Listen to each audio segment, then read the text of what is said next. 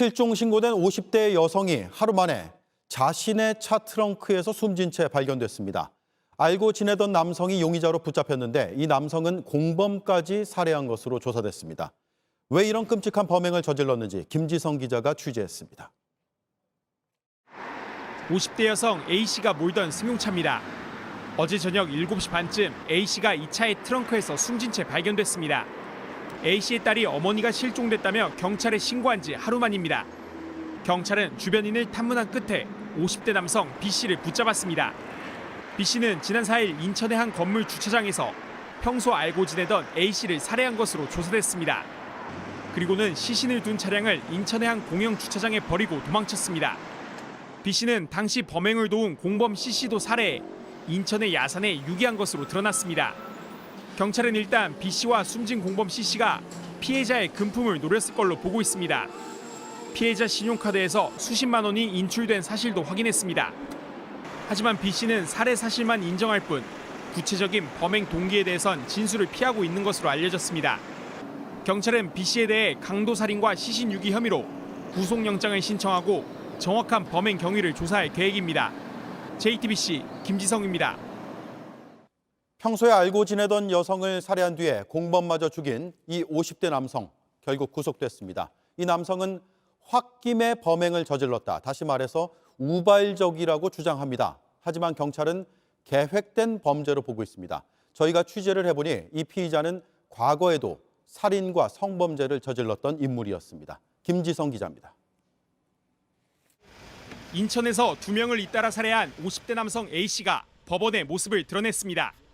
취재진의 질문에 같은 답변만 반복했습니다. 금전적인 문제 때문에 살해하신 겁니까? 범행을 은폐하려고 공범 살해하신 겁니까? A씨는 지난 4일 알고 지내던 50대 여성을 건물 지하 주차장에서 살해했습니다. 말다툼을 하다가 우발적으로 저지른 일이라고 주장하고 있습니다. 그러나 A씨가 피해자의 신용카드 번호를 알아내 숨진 뒤에 돈을 인출한 점을 고려할 때 처음부터 금품을 노리고 범행을 저지른 것으로 경찰은 보고 있습니다. A씨는 범행 다음 날 인천의 한 야산에서 공범도 살해했습니다. 돈 문제로 다퉜고 경찰에 신고하겠다는 말에 살해했다며 역시 우발적 범죄라 주장합니다. 경찰은 이 주장도 신빙성이 떨어진다고 보고 있습니다.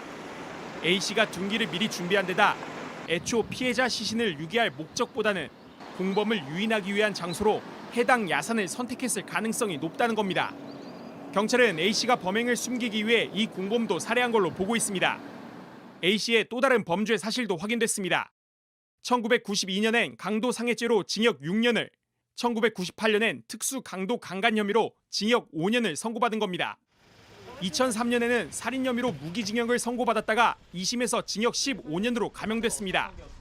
인천지법은 도망칠 우려가 있다며 A씨에 대해 구속영장을 발부했습니다. JTBC 김지성입니다. 50대 여성에 이어서 공범도 살해한 혐의로 구속된 50대 남성은 우발적이었다고 주장하고 있습니다. 그런데 JTBC 취재 결과 이 남성은 물건을 훔친 혐의로 재판을 받던 중에 이번 범행을 저지른 걸로 확인됐습니다. 경찰은 이번 살인 역시 돈을 노린 계획 범죄로 보고 수사하고 있습니다. 먼저 이도성 기자입니다. 오래 세워진 인천의 한 빌라 건물입니다. 52살 권모 씨는 지난 5월 돈을 노리고 이곳을 찾았습니다. 범행 당시 이 주택가에서는 건물 공사가 한창 진행 중이었는데 새벽 시간 몰래 현장에 들어가 전선 45만 원어치를 가져갔습니다. 지난 8월에는 또 다른 공사장에서 전선과 용접기 등 200만 원 상당의 물건을 훔친 것으로 조사됐습니다. 이 두 건의 범죄로 재판에 넘겨졌고 이번 달 22일 두 번째 공판에 앞두고 있던 것으로 확인됐습니다. 이렇게 절도 혐의로 재판을 받던 중에 지난 4일에는 50대 여성 A씨를 살해하고 하루 뒤에는 시신 유기를 도운 B씨마저 살해한 겁니다. 권 씨는 모두 우발적인 살인이라고 주장하고 있습니다. 하지만 권 씨가 금품을 노린 범죄를 계속 이어온 만큼 이번에도 돈을 노린 계획적인 범행에 무게가 더 실리고 있습니다. 권 씨가 숨진 여성의 신용카드 비밀번호를 알아내 돈을 뽑은 사실도 확인됐습니다. 경찰은 내일 신상공개위원회를 열고 권 씨의 이름과 얼굴 등을 공개할지 결정할 방침입니다. JTBC 이도성입니다.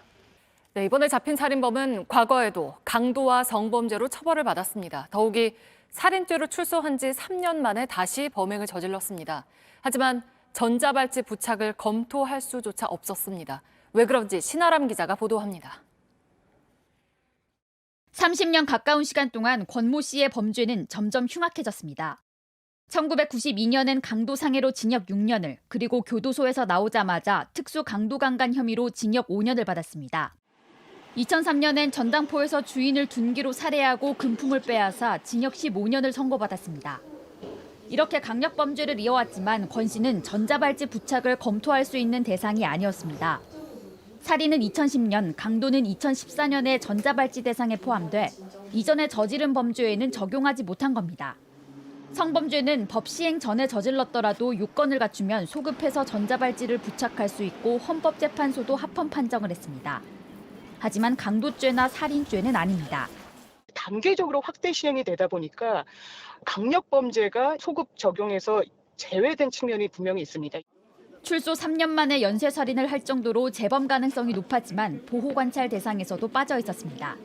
출소 당시에 이 사람에게 재범의 위험성을 방지할 수 있는 적절한 보안 처분, 전자 감시 감독 장치 등을 착용하도록 만드는 것은 필요한 일인 거죠. 이번 사건을 계기로 강력 범죄자들 관리에 보완이 필요한 것 아니냐는 목소리가 나오고 있습니다. JTBC 신아람입니다. 50대 여성에 이어서 공범까지 살해한 피의자 69년생 권재찬의 신상 정보를 경찰에 공개했습니다. 권 씨는 계획적인 살인이 아니라고 주장하고 있는데 18년 전 강도 살인 때도 끝까지 혐의를 부인했고 무기징역을 면했습니다. 이도성 기자입니다. 경찰 신상공개위원회는 만장일치로 52살 권재찬의 신상과 얼굴을 공개하기로 했습니다. 잔인하게 2명을 살해하는 등 중대한 피해가 있었고 충분한 증거가 확보됐다고 판단한 겁니다. 무엇보다 공개를 하는 게 공공의 이익에 필요하다고 봤습니다. 권 씨는 신상을 공개하지 말아달라는 자필 의견서를 냈지만 받아들여지지 않았습니다. 경찰은 권 씨가 돈을 노리고 50대 여성을 살해했고 이어 시신 유기를 도운 공범까지 계획적으로 살해한 것으로 보고 있습니다. 하지만 권 씨는 여전히 모두 우발적이라는 주장을 하고 있는 것으로 알려졌습니다.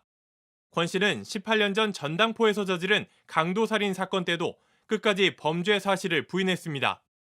1심은 무기징역을 선고했지만 2심 재판부는 막만 보았다는 권 씨의 주장이 맞을 가능성을 완전히 배제할 수 없다며 징역 15년으로 깎았습니다.